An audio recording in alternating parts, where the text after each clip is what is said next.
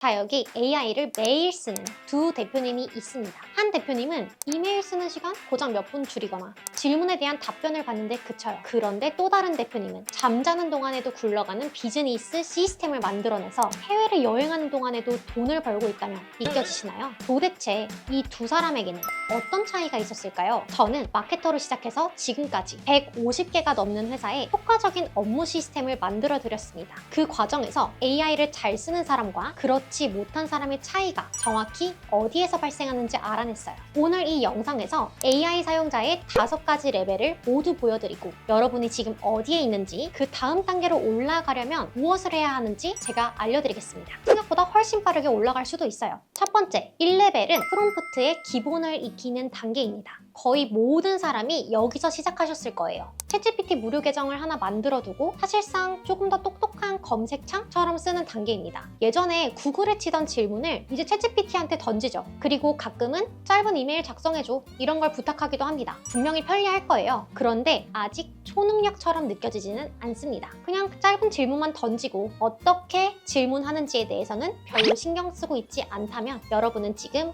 1레벨입니다. 이 레벨을 제대로 통과하시려면 반드시 이 한 가지 공식을 아셔야 돼요. 바로 프롬프트의 기본 구조입니다. 풀어드리면 이렇습니다. 첫째, AI한테 무엇을 해달라고 정확히 지시합니다. 둘째, 이 일이 어떤 상황에서 누구를 위해 어떤 배경으로 이루어지는지 맥락을 줘야 돼요. 세 번째, 글자 수나 말투, 형식 같은 제약 조건을 정해줍니다. 그리고 여기에 한 가지를 더 얹으면 좋습니다. 바로 원하는 결과물의 예시를 함께 보여주는 거예요. 이런 느낌의 답변을 원합니다 라는 이 한 줄이 결과를 완전히 바꿔놓습니다. 사실 이건 제가 경영 컨설팅 회사를 직접 운영하며 저희 직원한테 일을 맡길 때도 똑같이 작동하는 원리였어요. 그러니까 명확한 지시와 충분한 맥락, 사람 직원한테 일을 잘 시키는 분이 AI한테도 잘 시키는 거예요. 여기서 이 레벨을 그냥 건너뛸 수 있는 치트키 2가지 지름길을 알려드리겠습니다. 첫 번째 지름길, 답을 바로 받지 마시고 AI한테 거꾸로 부탁해보세요. 답을 하기 전에 나한테 필요한 정보를 먼저 질문해줘 이렇게 부탁을 하시면 AI가 알아서 필요한 맥락을 묻는 질문 리스트를 던져줄 거예요. 그 질문에 답변만 하셔도 결과의 품질이 비교가 안 될 정도로 좋아집니다. 자, 두 번째 지름길. 보통 저희는 원하는 답이 나올 때까지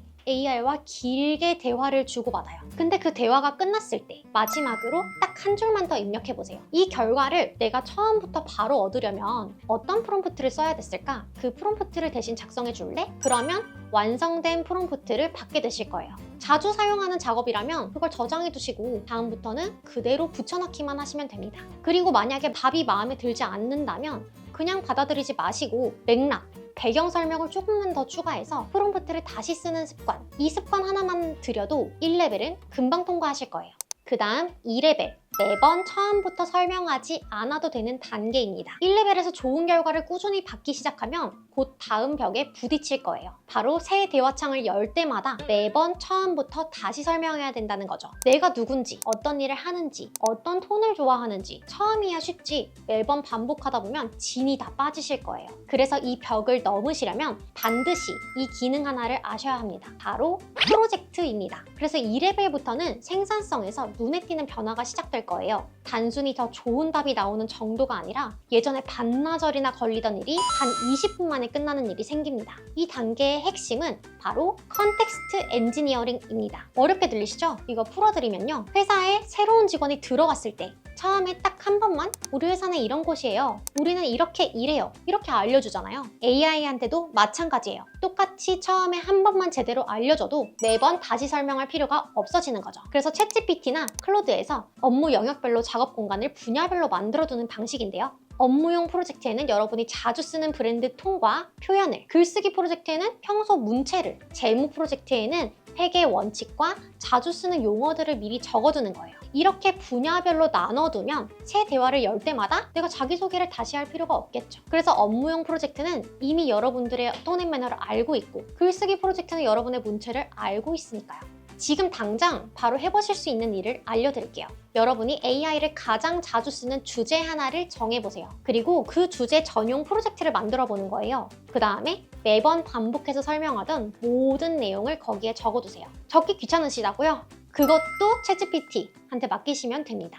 머릿속에 있는 내용을 그냥 전부 다 쏟아낸다고 생각하세요. 이걸 정리해서 프로젝트 지시문으로 다듬어줘. 이 한 줄이면 돼요. 이 작업은 그 자체로 굉장한 대표님의 자산이 될 거예요. 한 번 꺼내둔 맥락은 사라지지 않으니까요. 매번 같은 설명을 반복하지 않게 되는 그 순간 여러분은 진짜 AI 워크플로우를 갖게 되실 거예요. 자, 그 다음은 3레벨입니다. 바로 도구마다 잘하는 일이 다르다는 걸 아는 단계예요. 3레벨부터는 관점 자체가 바뀝니다. 이 일에 챗GPT를 어떻게 쓸까가 아니라 이 일에는 어떤 도구가 가장 적합할까? 라고 묻기 시작하는 단계예요. 그래서 AI라는 게 이제 챗GPT 하나만을 의미하지 않잖아요. AI는 하나의 거대한 생태계고 도구마다 잘하는 일이 달라요. 이 차이를 제대로 느끼시려면 두 가지 예시를 보시면 됩니다.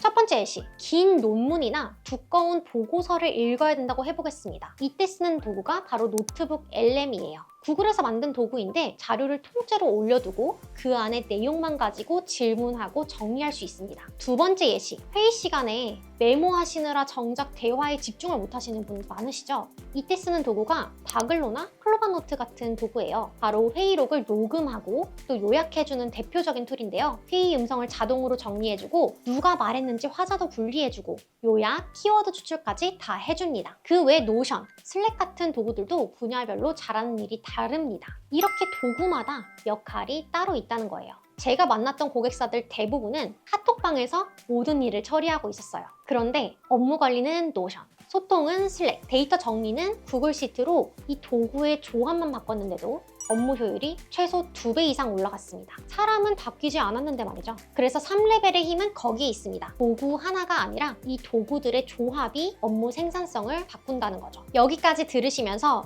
이거 하나라도 적용해봐야겠다 싶으셨다면 지금 바로 좋아요와 구독 한 번씩 눌러주시고요. 댓글에 여러분이 지금 몇 레벨에 있다고 생각하시는지 숫자 하나만 남겨주시면 다음 영상에서 그 레벨에 맞는 실전 가이드를 따로 만들어 드릴 거예요. 자, 그러면 이제 본격적으로 AI가 나 대신 일하기 시작하는 모두가 바라는 영역으로 넘어가 보겠습니다. 4레벨은 나에게 맞는 시스템과 솔루션을 직접 만드는 단계예요. 이 4레벨로 넘어가시려면 반드시 이 사고방식의 변화를 아셔야 됩니다. 지금까지는 귀찮은 일이 생기면 이걸 어떻게 더 빨리 할 수 있을까? 라고 물으셨을 거예요. 그런데 4레벨부터는 질문이 바뀝니다. 이 일을 나 대신 해줄 시스템을 어떻게 만들까? 사람이 더 빨리 일하는 게 아니라 바로 시스템이 일하게 만드는 단계입니다. 예전에는 자동화나 이런 걸 만들려면 자피어, 메이크, 엔타렌 이런 거 다 들어보셨죠? 이런 툴들을 직접 다뤄야 했습니다. 그런데 이제 이런 도구들도 큰 의미가 없어졌어요. 바로 클로드 코드로 원하는 자동화를 말로 설명만 하면 그 자동화를 처음부터 끝까지 다 만들어주니까요. 예를 하나 들어볼게요. 새로운 고객이 문의를 하고 그 고객이 결제를 하게 되면 정보를 노션으로 자동으로 기록해주고 그 다음에 슬랙에 특정 채팅방에 알람을 보내줘. 이런 문장을 그대로 입력하시면 그대로 작동하는 자동화가 뚝딱 만들어져요. 도구와 도구 사이에 원래는 사람이 하나하나 개입해서 자동화를 만들었어야 했는데 이제 이 자리에 클로드가 들어가는 거예요. 여기서 중요한 사고방식 하나를 짚고 가야 하는데요. 바로 마이클 거버라는 분이 했던 유명한 이야기입니다. 맥도날드가 세계적인 햄버거 체인이 된 건 햄버거를 잘 만들어서가 아니에요. 창업자 레이 크록이 만든 건 햄버거 그 자체가 아니라 햄버거를 만드는 시스템이었거든요. 평범한 사람이 어디서든 같은 품질을 만들어내는 구조, 그게 시스템의 본질입니다. 그리고 4레벨에서는 단순 자동화를 넘어 비효율적인 프로세스가 뭔지 스스로 진단하고 필요한 솔루션을 직접 개발해버리는 단계까지 도달합니다. 그동안 이런 게 있으면 참 좋겠는데 하고 상상만 해오던 것을 텍스트 소통만으로 만들어낼 수 있는 거예요. 월 구독료를 내고 사용하던 ERP 프로그램도 직접 만들 수 있고 우리 팀 전용 업무관리 대시보드, 건강관리 앱 등 코드 하나도 모르셔도 만드실 수가 있어요. 기존에는 이런 앱을 하나 만들려면 여러 명의 개발자와 디자이너, 그리고 기획자를 직접 채용하거나 아니면 개발 에이전시에 최소 수천만 원 이상을 주고 의뢰를 했어야 하거든요. 그런데 이제는 개인이 이걸 직접 할 수 있다는 게 믿겨지시나요? 실제로 저희 고객사에서도 자체 레퍼런스 수집 플랫폼을 만들어서 업무에 아주 유용하게 사용하고 계세요. 개발을 1도 모르는 대표님이 단 2주 만에 홈페이지를 만들어서 월에 수천만 원의 매출을 올리는 비즈니스를 만들기도 했어요. 진짜 신세계입니다. 보통 개발자 여러 명이 밤새도록 매달려야 끝나는 일인데 우리가 다른 일을 하고 있을 때도 사업은 계속 굴러갑니다. 제가 컨설팅했던 회사들 중에서도 이 단계까지 오신 대표님은 회사에서 이제 사람만 늘어나는 구조가 멈추기 시작했어요. 이제 어떤 일을 누가 하는지가 중요한 게 아니라 어떤 일을 어떤 시스템, AI가 처리하는지로 회사를 운영하는 방식이 바뀌니까요. 마지막 5레벨 AI 에이전트입니다. AI를 아주 잘 사용하고 있는 상위 10% 이내 사람들은 이미 이 레벨에 도달하여 엄청난 성과를 만들어내고 있어요. 여기서 처음으로 AI 에이전트라는 이름을 듣게 되는데요. 에이전트라는 말 처음 들으시는 분들을 위해 풀어드릴게요. 지금까지의 AI는 우리가 한번 묻고 또 답을 해주는 방식이었어요. 그런데 에이전트는 다릅니다. 우리가 목표를 던져주면 그 목표를 달성하기 위한 계획을 알아서 세우고 여러 단계의 작업을 알아서 순서대로 처리하는 AI예요. 마누스 같은 도구가 그런 경험을 줍니다. 목표 하나만 던지면 알아서 계획을 짜고 여러 종류의 AI들을 조율해서 복잡한 업무들도 처리해줘요. 처음 보시면 와 이게 가능하다고 싶을 정도로 굉장히 신기합니다. 실제 사례로 저희 회사에는 자비스라고 24시간 동안 돌아가는 AI 비서가 있어요. 그래서 제가 자고 있거나 외부에 있을 때도 자비스가 알아서 밀린 업무를 처리하고 제 일정 관리도 다 해줍니다. 해외에도 수많은 사례가 있어요. 대표적인 게 네덜란드 출신 1인 창업가 피터 레벨스예요. 그 사람은 직원이 한 명도 없는데도 포토 AI, 노마드 리스, 리모트 OK 등 여러 가지 사스 제품을 동시에 운영하면서 연매출 35억 원 이상을 혼자 만들고 있어요. 여러분이 잠을 자는 동안에도 그의 비즈니스는 성장하고 있다는 거예요. AI를 활용해서 옛날에 사람을 하나하나 고용해서 처리해야 됐던 일을 모두 자동화한 결과예요. 또 오픈 AI CEO 샘 올트먼은 한 컨퍼런스에서 이렇게 말했습니다. 한 사람이 운영하는 회사가 10억 달러, 우리 돈으로 1조 원이 넘는 가치를 만들어내는 일이 이제는 가능할지도 모른다. AI 없이는 상상조차 못했던 일이죠.